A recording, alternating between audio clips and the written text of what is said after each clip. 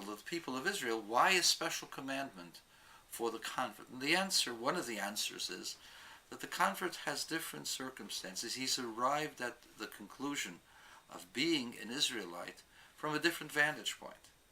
And he comes with baggage.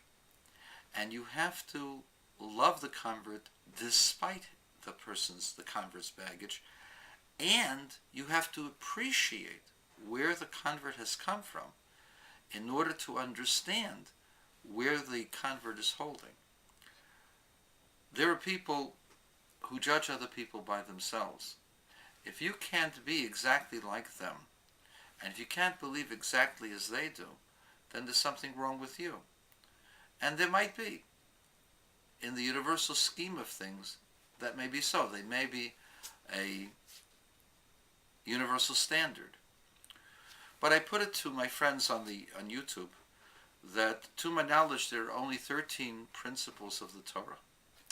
Other elements that are accepted among Torah observant Jews are not considered the 13 principles. And therefore, when a person has a question about certain things and concludes in a certain way, and that person has not violated the tenets of the belief. Perhaps the person is missing something, perhaps.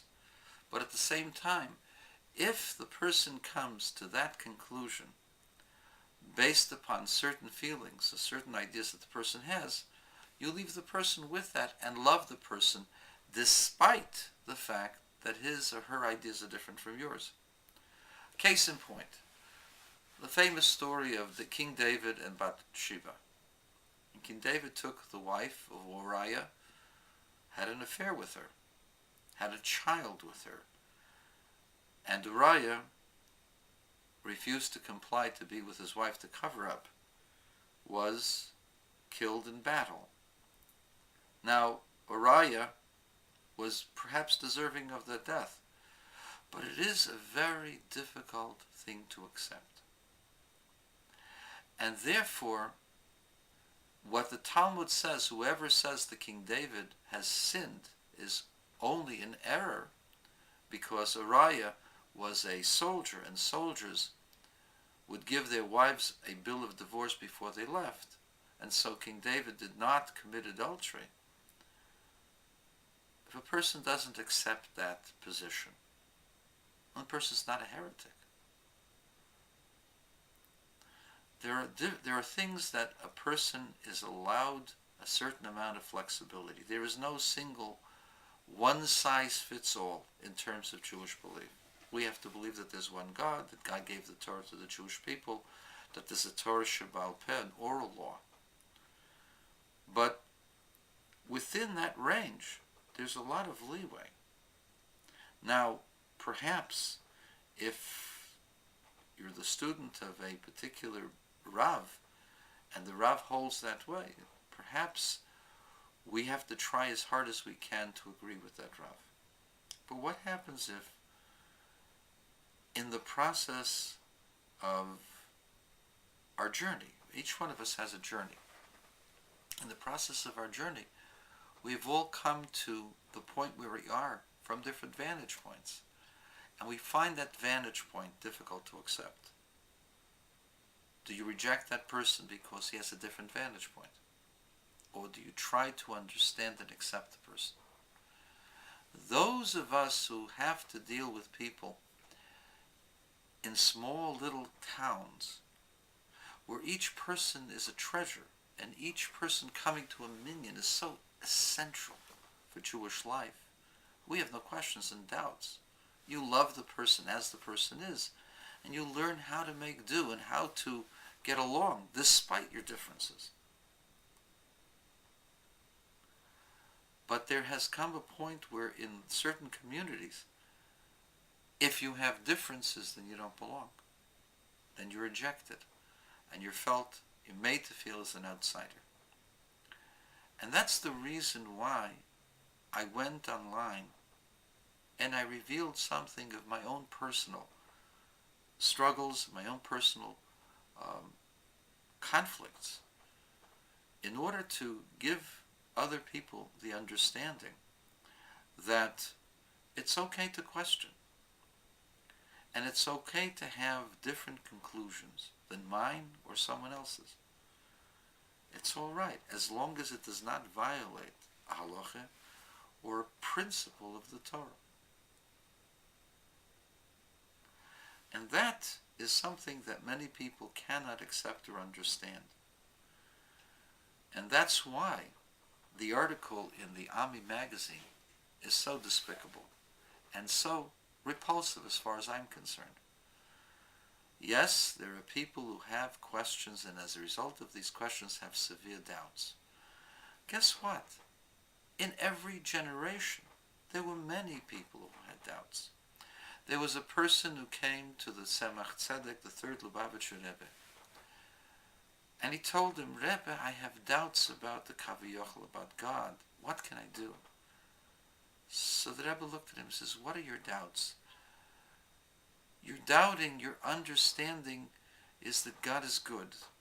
And if God is good, why is the Poritz, why is the vicious, drunken nobleman allowed to have such a good chazarish life, the life of a pig, fresses when he wants, sleeps where he wants, does what he wants, and all the people of noble character must suffer privations, sometimes hunger and disease, sometimes an early death. And it doesn't seem to be fair. And that's your doubt, and that's your question. He says, yes, how'd you know? He says, the Rebbe smiled. He says, well, you know what? That's what a Jew is supposed to think. A Jew is supposed to think that God is good, and the righteous shouldn't suffer, and the wicked should be punished. That's a good, healthy Jewish ideology. The fact that you don't see it and this makes it difficult for you indicates that you're a healthy Jew. And the person went away happy that he was not a heretic.